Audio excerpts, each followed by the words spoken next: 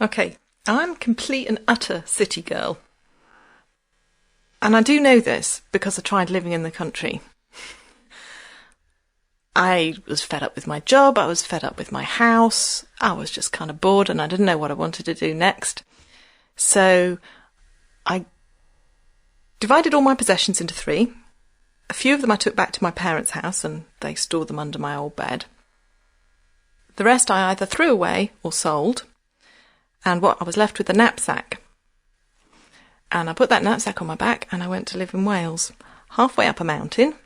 And it was a complete hippie farm. It was organic farm. And we worked barefoot as soon as the snow had gone. While there was snow, we still did shoes. And it was sort of, the guy who ran it was, I think, partly trying to teach and encourage young people who would come and work on his farm in what the lifestyle was about. So even though he was a vegetarian, in fact they were all vegetarians except me, there was a lot of livestock on the farm and they were all terribly upset when the livestock was collected by the lorry to take it to the abattoir. And also they killed one of the ducks. They had to kill one of the ducks because there were 7 ducks, 6 of which were male, and they were all fighting dreadfully. So they thought it would be better if they just took out the top guy or something. I don't know. This was done before I got here, but there was this duck that I was presented with when I came back from the field one day, still warm. And they asked if I might possibly be able to pluck it because they were all too upset to pluck it. So I did, and it's a very nice warm job if you don't mind the blood. Very nice warm duck on your lap, you know, because it's only just dead and it was a freezing day.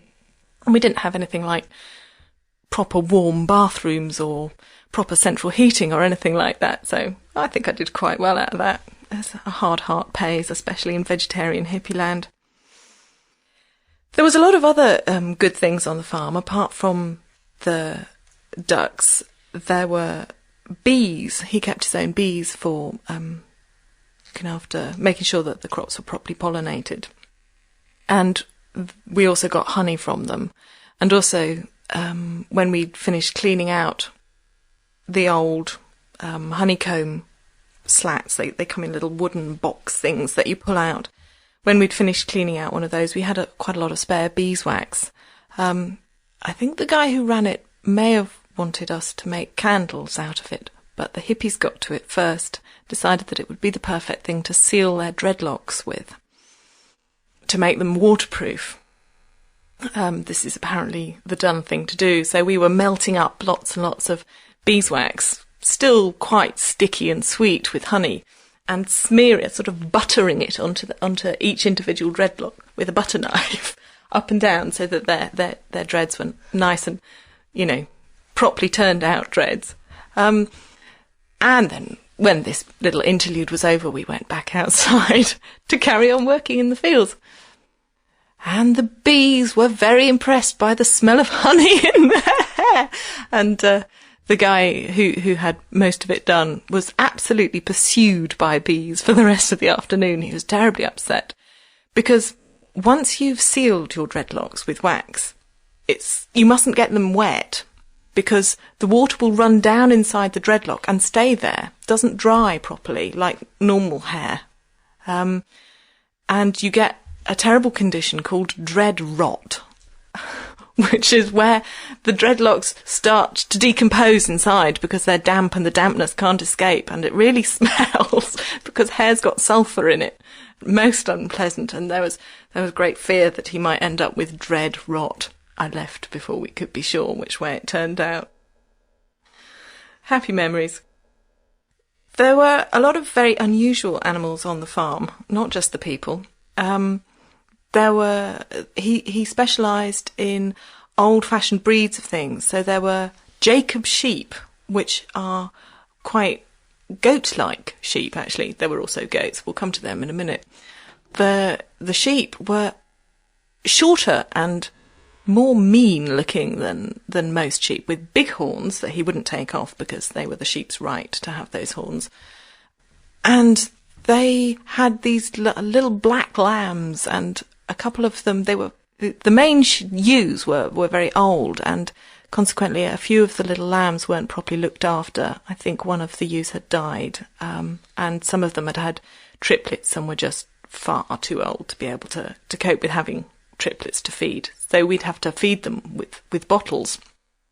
We used Newcastle brown ale bottles with the mix in, and all the sheep, but all the little lambs but one were really keen on this, and they would come flying at you across the field when you arrived with your little bottle of milk with the teat on the top. They knew what it was and they liked it. And they were very strong and very fast moving and solid and with a lower centre of gravity. So as they flew at you, you had to get down or they could knock you over. The way you feed a baby lamb with milk is you have to be behind it, because lambs pull backwards from the teat to make the milk come. So when they're drinking from a bottle, they will pull away from it. So you hold the bottle in front of you and the lamb pushes back against your stomach. So it's a very strange experience. And as they got stronger and bigger and developed sharper teeth, they did occasionally draw blood if you weren't careful in the way you held the bottle. I'm so glad I'm not a sheep. One of the lambs really didn't like bottled milk. I'm not quite sure. I feel that this lamb may have suffered some psychological trauma, because he just ran from food all the way round. You had to chase him with a shepherd's crook and the sheepdog, and it was always 2 or 3 people were necessary to get him to have his milk. It was psychological eating disorder, I think, anorexic lamb. But he went off with the rest of them the right weight at the end of the summer, so that's the important thing, and I'm sure he was very tasty. Oh yes, we had goats. The goats were very nice. I lived above the goats. The goats lived in the bottom half of the hayloft, and I actually had my bedroll on the wooden floor just above them. And you could sort of hear them mattering and stamping and farting quite a lot. It was the kind of noise that I got very used to until my lovely city boyfriend came to stay with me for the weekend to see what it was like on the farm. And the cows trod on his feet when he went to feed them, and the sheep terrorised him. But trying to comfort him and show him how wonderful everything is, and I promise I'll come back to the city soon, with farting goats underneath, was quite hard work, really. It takes an awful lot of atmosphere to overcome that sort of environment, really.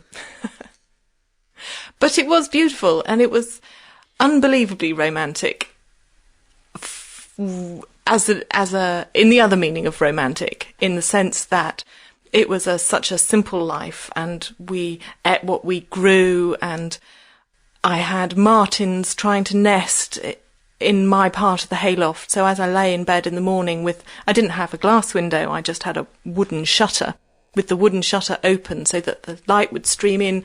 Martins would fly into my bedroom and out again to check it out and see if it was a good place to nest. And there was a beautiful hill leading off to the Black Mountains as the view out of my window.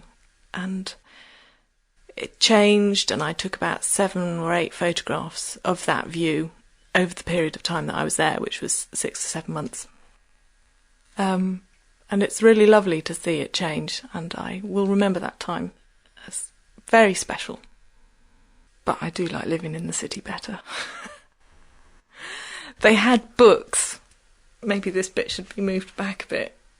They had a lot of books about people downshifting and moving from high-powered city jobs out to the countryside to set up their own farms.